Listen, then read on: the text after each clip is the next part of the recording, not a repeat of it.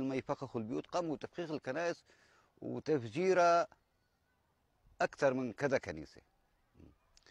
وبعدين قاموا بتفخيخ البيوت، البرادات، التلفزيون. يعني حتى بيتي لما دخلت كان في أكثر من 5 ألغام، والبيوت كاملة ما خلوا شيء. وبهجرة كل أهالي القرية، والأهالي بين القامشلي وبين الحسكة منهم اللي صحلوا عن طريق المنظمات الدولية طلعوا إلى خارج سوريا عن طريق لبنان. بمحافظة الحسكة كانت أولى القرى الآشورية التي سيطر عليها مقاتلو تنظيم الدولة قبيل شنهم هجوما واسعا في شباط لعام 2015.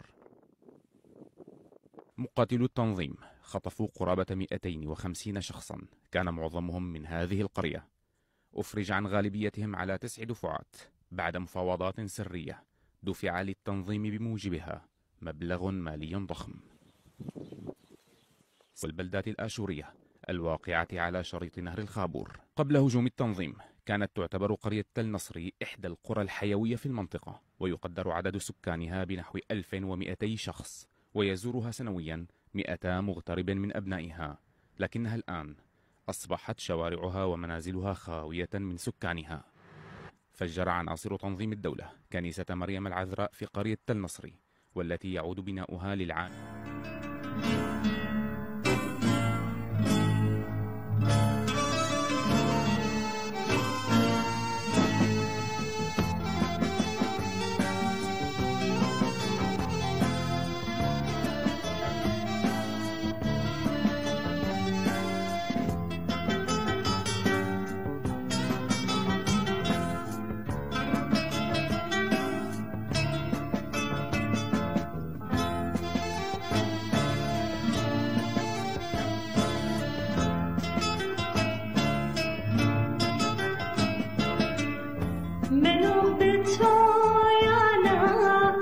خشب خدوتا بدا زخمال گیبت بارا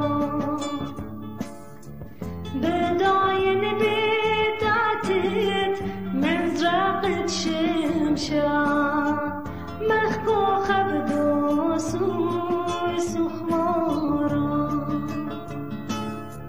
يبرون الشمشا كل يوم تخيل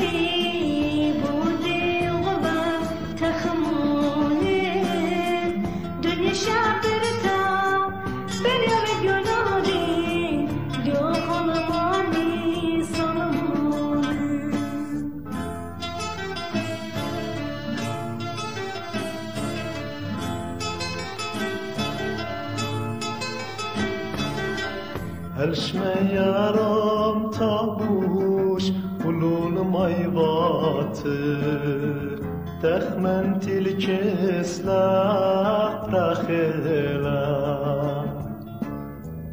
دخو باشا بيرات بريتو بدكاتي روحي من خشا نياخلا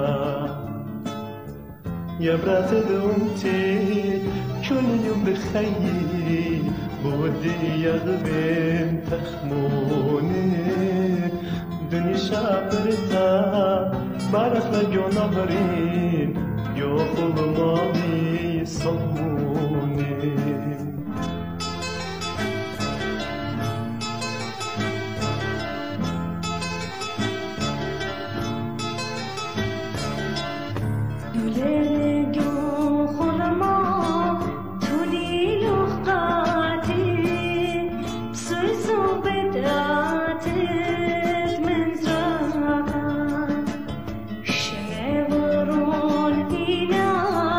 عيني لا نور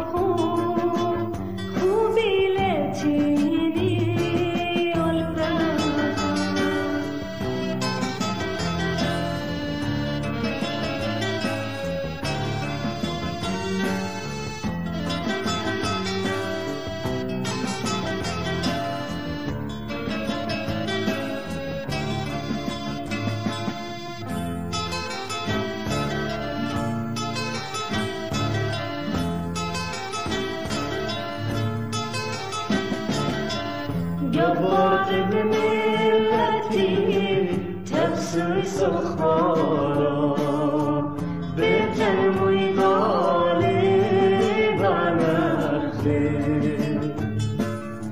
بنية جناهي مشيات ميني سيب دونارا متبخلي